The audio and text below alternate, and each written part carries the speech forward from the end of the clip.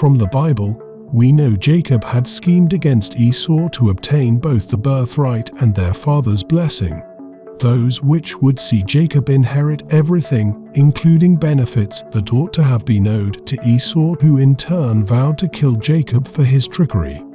Jacob's mother sent him away to her brother Laban, where he would be out of reach. Years later, Jacob was preparing to face the inevitable in his journeying home. The Bible tells us Jacob sent messengers ahead of him to his brother, with a message that Jacob wants to reconcile with his brother. You might say that Jacob was only doing this because he fears punishment at the hands of his brother, but his message appears to be genuine. When the messengers returned to Jacob, they told him, "We went to your brother Israel, and now he is coming to meet you, and 400 men are with him." Naturally, Jacob began to fear the worst. It would appear that since Esau was gathering of 400 men, he had not forgotten the bad blood between them. With this message, Jacob was convinced that Esau and these 400 men were coming to kill him and his family. In order to prepare for this contingency, Jacob chose to divide his people into two groups. As well as the flocks and herds and camels, he believed that if Esau came to attack one of the groups, then the other may still escape. These precautions show a sense of Jacob's fear and distress. Then Jacob said, "O God of my father Abraham and God of my father Isaac, the Lord who said to me, 'Return to your country and to your family, and I will deal well with you. I am not worthy of the least of all the mercies and of all the truth which you have shown your servant, for I crossed over Jordan with my staff, and now I have become two companies. Deliver me, I pray, from the hand of my brother, from the hand of Esau, for I fear him, lest he come and attack me and my children. For you said, I will surely treat you well, and make your descendants as the sand of the sea, which cannot be numbered for multitude." We see Jacob reducing himself to nothing and shedding his ego by declaring that he's not worthy of all his God's mercies, showing not only his humanity, but also his succumbing to his God.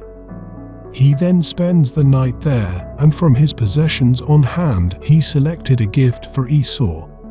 The gift, however, was by no means a meager offer: 200 female goats, 20 male goats, 200 ewes, 20 rams, 30 camels with their young, 40 cows, 10 bulls, 20 female donkeys, and 10 male donkeys. He also put these animals in the care of his servants and instructed them to go ahead of him. By offering such an impressive gift, there can be no doubt as to how remorseful Jacob really is. However, as Jacob did not intend to receive any physical gift in return, he was perhaps hoping to earn his brother's favor, and in effect, his way back into his brother's good graces. Then he delivered them to the hand of his servants, every drove by itself, and said to his servants, "Pass over before me, and put some distance between successive droves." And he commanded the first one, saying, "When Esau my brother meets you and asks you, 'To whom do you belong, and where are you going? Whose are these in front of you?'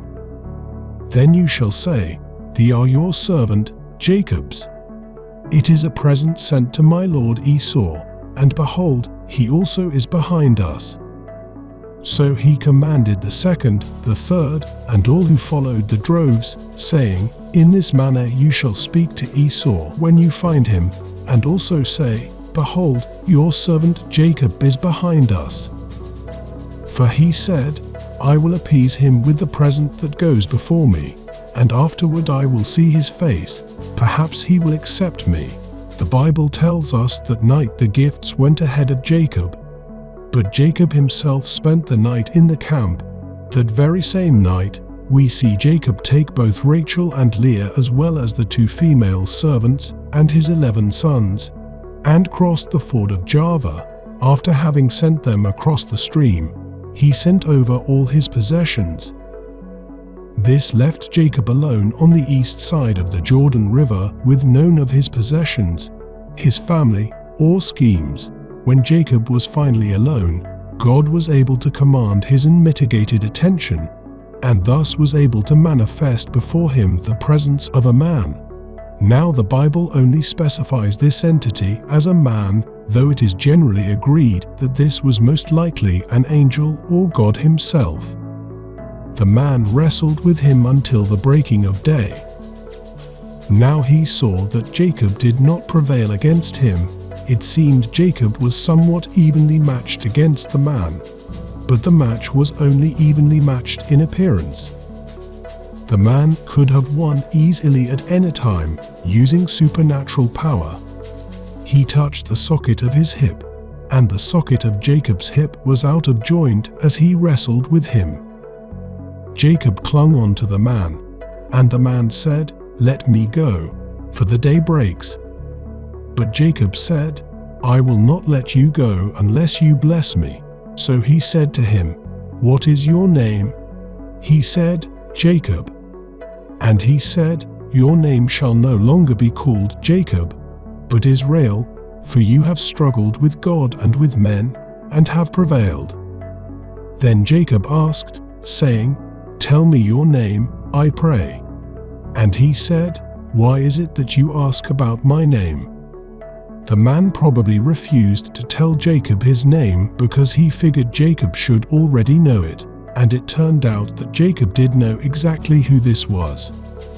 And he blessed him there, and Jacob called the name of the place Peniel, for I have seen God face to face, and my life is preserved. Just as he crossed over Peniel, the sun rose on him, and he limped on his hip.